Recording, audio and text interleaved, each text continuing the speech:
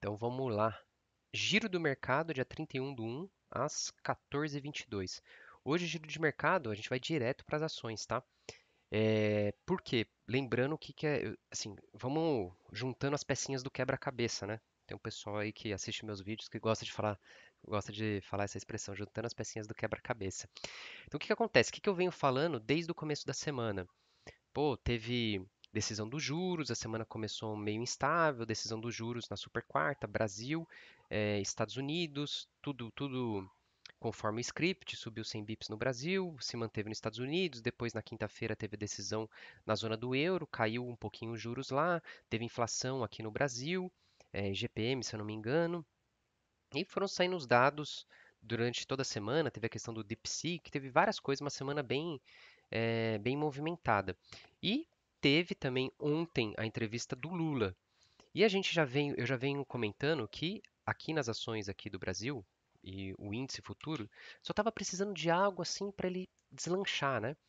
E eu venho falando isso já faz uns 3 dias. E ontem eu comentei de novo que, pô, ontem a bolsa fechou numa alta bem forte, só que eu não estava vendo volume ainda, dado algumas resistências de alguns ativos, certo? Então vamos acompanhar hoje, né? Tudo bem que são 2h30 da tarde, né? A gente não chegou no final do pregão, mas eu lembro muito bem que no vídeo de ontem eu comentei. Também foi, eu fiz mais ou menos nesse horário, 1h da tarde, 2h da tarde. Eu falei assim, ó, vamos esperar até o final do pregão para ver se o volume financeiro de alguns ativos, né, aumenta para deixar a gente um pouco mais otimista, e foi justamente isso que aconteceu. Não para todos, mas para alguns sim, tá? Então, vamos pegar aqui, ó, o índice futuro, né? Então, o índice futuro, olha lá, ele fechou acima de uma resistência que eu tinha marcado aqui, ele já abriu subindo, e olha o que aconteceu também no final do pregão. Olha o volume aumentou, tá? O volume é isso daqui. Deixa eu colocar um indicador aqui, que não importa muito, tá? Vou colocar uma média aqui, uma média móvel, vou colocar aqui, de 21 períodos, tá? Só para a gente ver uma linhazinha aqui, ó. Aritmética, aparência, vou deixar em branco aqui, tá? Então o que que a gente viu aqui? Então o volume vinha caindo, né? E de repente aqui ele deu uma fletada, mas olha aqui o volume, dá para ver isso daqui, ó, de ontem, né? O volume aumentou, que era o que eu esperava. Até aquele momento que eu tinha gravado o vídeo, eu havia falado sobre isso, mas o volume ainda não estava bom. E chegou no final do pregão, o volume aumentou. Petrobras, a mesma coisa, né? Olha lá, fechou aqui. Hoje está subindo forte. Acabei de falar acabei de falar, né? Na verdade, eu não falei aqui no giro de mercado. Eu falei na aula que eu estava gravando. Eu estou fechando uma calendar line, né? Inclusive está aqui no robô, tá? Tá aqui no robô aqui, ó, para ser executada, né? Calendar line é um operacional que está na etapa 6 dos treinamentos da arte da guerra, tá? Operacional avançado. É, que eu até comento que não precisa ficar na frente da tela para montar esse tipo de operacional. Então, eu tinha colocado aqui uma linha marcando 38 e 22. Se a Petrobras passasse desse daqui, ou chegasse aqui, eu montaria uma calendar line. Calendar line nada mais é do que uma venda de put para financiar a compra de uma THL ou de mais de uma THL, tá? De forma que a THL vira um zero cost collar, por isso que ela chama calendar line. Então, eu estava gravando uma aula agora há pouco, por isso que eu confundi. Então, o Petrobras, no final do pregão de ontem, também subiu o volume, tá? Subiu o volume. Hoje, o volume já voltou, já não está tão bom.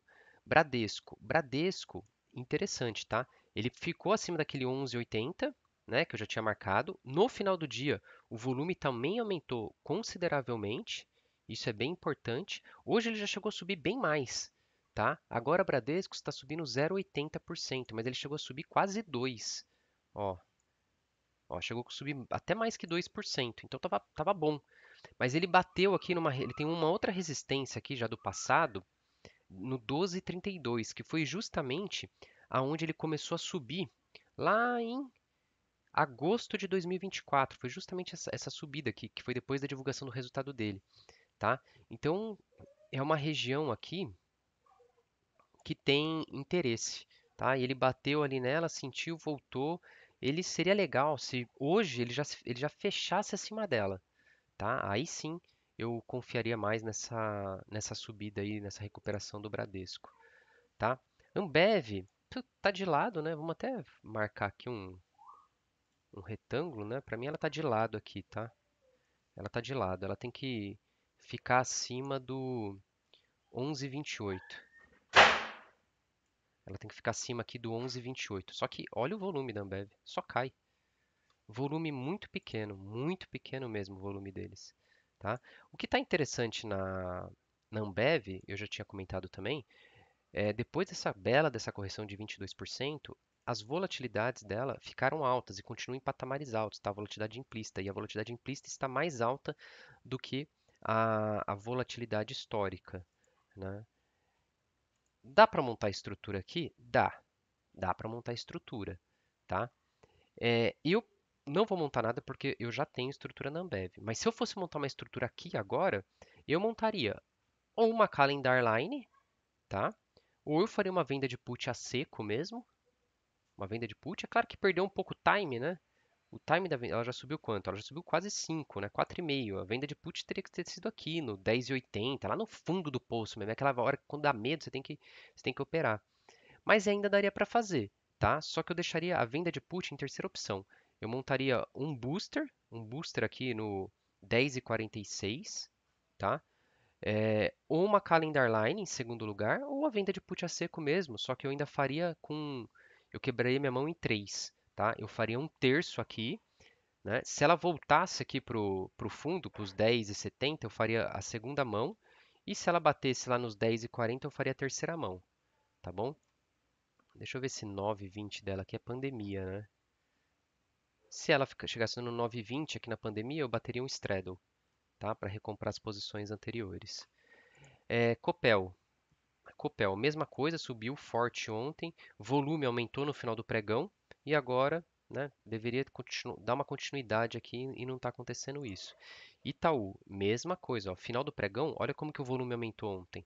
Eu lembro que quando eu gravei, não estava com esse volume aqui tão revigoroso aqui, tá? Só que hoje está numa indecisão. Uzi Minas. Uzi Minas também recuperou bastante, né? Se a gente for pegar Uzi Minas desde o fundo, ela recuperou bastante, né? Recuperou quanto aqui, ó? 20%, tá? Mas está sentindo na região dessa resistência aí. Deixa eu ver aqui como está o volume. Ó, o volume ontem foi bom, né? Subiu no final do pregão e agora o volume hoje é muito pequeno. Vale. Mesma coisa, subiu, revigorou aqui e tal, mas deveria se manter acima ali. Vamos ver o volume da Vale aqui. Mesma coisa, ó. Pregão, final do pregão. Final do pregão ontem foi bom, hein? Porque o volume aqui das ações subiu bastante. Vamos ver aqui lojas Renner. O volume subiu ontem, mas não subiu muito. Azul. Azul continua de lado. Ó, e tá, olha só, gente. Parece que não, né? Mas ela bateu bem onde eu tinha marcado, ó, e deu uma recuada aqui, tá? Mesma coisa com o CSN, ó. Mesma coisa, ó. Bateu aqui e deu uma recuada.